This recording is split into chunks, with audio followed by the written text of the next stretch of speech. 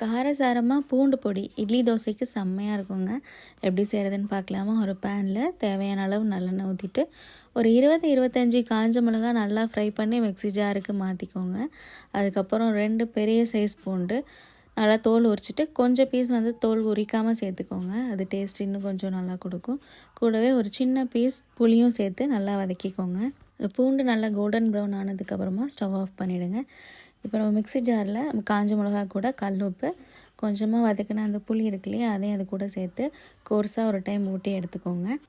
மிளகா இந்தளவுக்கு பொடியாகணும். அதுக்கப்புறம் நம்ம வதக்க வச்ச பூண்டையும் அது கூட சேர்த்து அதையும் அரைச்சிக்கோங்க. நடுவில் ஓப்பன் பண்ணி கொஞ்சம் ஸ்பூனால் கிளறி விட்டு ஒரு 2 டைம் ஓட்டி எடுத்திங்கன்னா நம்ம பூண்டு பொடி ரெடி. இது இட்லி தோசை கூட சேர்த்து கொஞ்சம் நல்லெண்ணெய் ஊற்றி மிக்ஸ் பண்ணிவிட்டு அதுக்கப்புறம் சாப்பிட்டு பாருங்கள். அதோட டேஸ்ட்டே தனியாக இருக்கும்.